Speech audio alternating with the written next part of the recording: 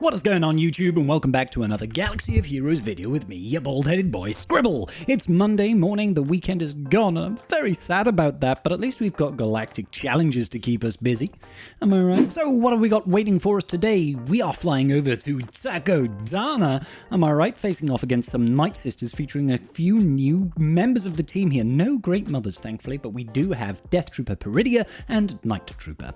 The global modifier is Safe Haven, essentially the first person to deal damage while there's no enemies death marked. Well, there's no body death marked. Somebody's going to get death mark, whoever hits persons. It's in your interest to be slow, essentially. The player modifier is benefits for the Phoenix team, and that makes them awesome. They get this play it by ear modifier, essentially. They're gaining ramping stacks of accuracy and max health steal and offense, and when they get to 100 stacks, they gain improvised plan, giving them loads of stuff, and we get to ignore taunts, and we deal more damage. We manage to stack that play by ear whenever we attack out a turn or receive damage, so having Captain Rex makes this very, very easy. The enemy has got limitless magic, but not so limitless that you can't defeat them. Essentially, whenever an ally is revived, they're going to be gaining a stack of this thing called Icor or Icor or whatever you want to call it. Ichabod Crane, sound off in the comment if you know who that is. They're essentially going to gain max health, protection, offense, and speed every time they do that, but you can get around that quite easily. So the feats then, we need to win with Phoenix, which is fine, like I said, Captain Rex is your solution here, and then we need to win without by scoring 3 critical hits in a row. That's very easy with Phoenix, and then we need to win without using a leader. So let's break this up. We'll do Phoenix, and then we'll do the rest. So the de facto team that you want to be using for Phoenix is going to be Hera, Sabine, Chopper, Captain Rex, and Kanan. What I would recommend you do is actually just take off a couple of mods. If you are below sort of 288 speed, there or thereabouts, the enemy's going to go first, and that's going to just start, you know, letting them get death mark on their team. So I like personally just to slow down the team. It makes the opener that much more valuable to you. We just go in and it becomes a lot easier now. So, you know, Mother Talzin's going to take her first turn. For some reason, she's got no audio file. I don't know why. We can get rid of her immediately. After that, it just makes the game a lot easier, makes the match a lot easier. I know it's a bit weird to just remove a remove some mods off your characters, but I found mine were just too quick to get this done. So I find it easier just to start the ball rolling with a bit of an advantage out the gate, you know what I mean? Give yourself that benefit and then start focusing down on the enemy characters. They are a little bit frustrating because they are going to be very chunky individuals. They do take a little bit of a beating before we can actually get rolling, but ultimately, once we start dealing some good damage to them, it's not going to be too much of an issue. So I'm always calling in Chopper to assist here because he has the chance of decreasing the old cooldowns. Once we've gotten rid of, I'm going to save that Dispel, truth be told. Save the Dispel for when Zombie starts taunting again. That's usually a good idea. Get that Armor Shred on Zombie. Yeah, just point the gun and always use specials when you can to call in the mass assists. That's always a good idea. Yeah, sure, we'll get rid of that. We'll defeat you. And back over here to Asajj. Let's roll out the grenades once again. There we go. Get in there, slowly but surely. Slowly, slowly. Catchy zombie is what they say. It's what my grandmother always used to say. Alright, let's focus once again on Asajj Ventress. There we go, she's gone now. And then we can probably put it on auto from here. So like I said, slowing down the enemy at the start makes it that much more palatable, I feel. Just, well, slowing down your own team makes it more palatable just so that you can focus on the characters that you need to focus on. Get rid of Mother Talzin out the gate. Makes it so much easier, guys, alright? And then we just get rid of Night Trooper and that's it. Zombie gets to go down. Everybody's happy. You get to go home. Celebrate life. Do you know what I mean? Celebrating life is always good. So what else do we need to do then, ladies and gentlemen? That is going to definitely give us our 3 critical hits in a row because there's so much crit chance. There's so many AoEs, mass assists, all that sort of business. You'll get that done with the Phoenix. We need to win without using a leader in the leader slot. So obviously there are a number of things that we can do to get this done. Anything that's going to prevent revives will make your life easier, but of course we need to have no leaders in the leader slot.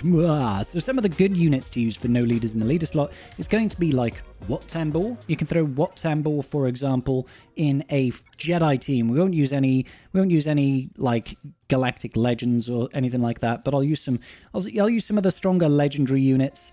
Let's say, you know, Luke, Gas, Revan, Hermit Yoda with Wat Tambor lead. Now, Wat Tambor has got the added benefit of this weapons tech. This weapons tech, whoever you place it on, essentially, yes, they're going to generate turn meter when the enemy takes turns, but any units that they defeat in battle can't be revived. So it does help us circumvent some of the awkwardness of this battle. Let's see. I'm going to flip it on over here. I'm going to get everybody nice and stunned. What should we do? I think we will put... Yeah, we'll put that tech over here. Now, if I do this, who's going to go next? Nobody's going to go next, so I don't actually want to kill Mother Talzin right now. I'm just going to put the Master's Training on Luke. What I want to have happen is I want to be able to kill this unit, and I want the next person to take any sort of combative turn to be on the enemy team, just to make our lives a bit easier. Because we want the enemy constantly getting Deathmark. It saves us from dying to Deathmark ourselves, if you know what I mean. Okay, let's just do a basic over here. Let's have a look. I think Revan's going to go next, so if we just do this on Revan. Now, I think Gas is going to go after this, so we'll use this. But the thing is... I could put the Armor Shred here, and then Gas will defeat this with an AoE. Enemy should take a turn. There we go, they've got Deathmark. So I'm just trying to plot out the attacks so that after I kill a unit, the enemy takes the next turn and gets a Deathmark on them. Now, I think Gas will probably kill this unit, and these guys don't have a whole lot of turn meter, so let's just waste a turn, as it were, over here. Let's get rid of that heal immunity as well. Okay, let's have a look. Definitely feels like Jedi Knight Revan's going to take a turn, but I don't think Luke will kill with this hit. Yeah, didn't think so. Let's get a big heal. And we could pass right back round to Luke here. I was going to say, I didn't think that was going to take a turn, but it looks like Zombie's going to go next. Do I want Zombie to get the Deathmark? Not really. I don't want Zombie getting Deathmark. That's not useful to us. So I'll get rid of that. How are we looking over here? If we can kill Death Trooper, I think Night Trooper's going to go next. And there we go. He's going to get that Deathmark. And at this point, we don't really need to worry so much about, oh, who's going to get Deathmark? We can just probably go around and kill the enemy. And they've got so much fewer units than us that we'll win either way. And there you have it. So playing around with the Deathmark is a useful way of trying to make this a little bit easier, you know?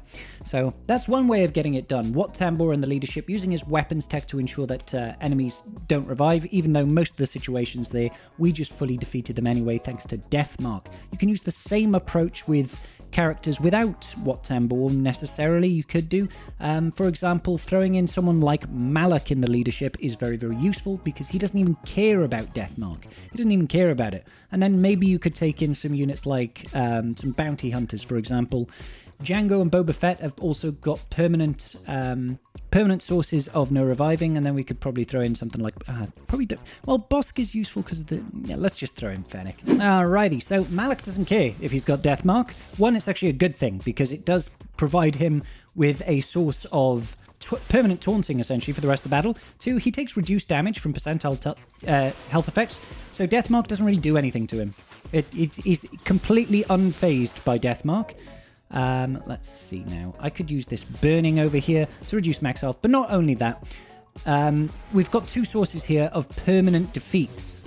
Permanent defeats, two sources, because if Jango kills a unit during his turn, there's no revive. Holy moly, that was strong. Also, the rocket from Boba Fett, if that defeats somebody, there is also no revive from that. So we have two sources of permanent defeat, essentially, or permanent defeat. So we don't have to worry about Nightsisters reviving from stuff. If only we got the kill there on that. That would have been nice. There's no point in me trying to get the kill with Boba unless it's a rocket. So let's just keep on doing standard business over here. I think I'll probably do a little bit of that life drain to keep us alive. And then if we just kill there we go. Jango took a turn, defeated a unit. That means no revives for Yao. Rocket kill with Boba Fett also means no revives. And then when we do burning with Jango Fett against an enemy that has got a debuff, we're also going to reduce their max health to make them easier to defeat. So this is probably not the smartest way of getting it done, but it's certainly a way of getting it done. And you'll probably get your crits in a row. We've just got 2 there, for example, and 3, 4 there. So it definitely works. It definitely works. I'm not saying this is the smartest way, but I'm just showing you ways that you can look at things to try and adapt, guys. Just try and adapt things to what you can actually get done. Come on, Jango. Oh, nearly. Nearly, Jango. Nearly. I don't want to use Boba Fett there because he needs to use the execute in order to... There we go. And you can just put it on auto from here. So, yeah. Options, ways, and means to get around it, ladies and gentlemen. That is a number of ways to get this Galactic Challenge done. I hope I was at least a little bit helpful to you. I'm sorry this one was late today. Very busy morning for your boy Scribble. Make sure you do hit that like button and subscribe if you haven't already. Huge shout out to my wonderful patrons. You providing me the support that you do enables me to keep going as a content creator, so thank you so much. See you all in the next video, guys. Peace out, and may the Force be with you.